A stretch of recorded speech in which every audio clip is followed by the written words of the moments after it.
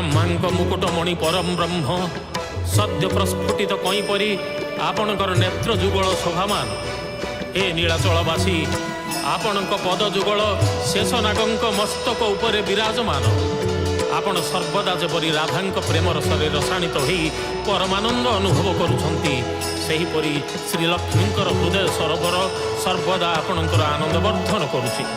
हे रमारमण जगन्नाथ स्वामी आपण मोर नयन पथगामी हुंतु।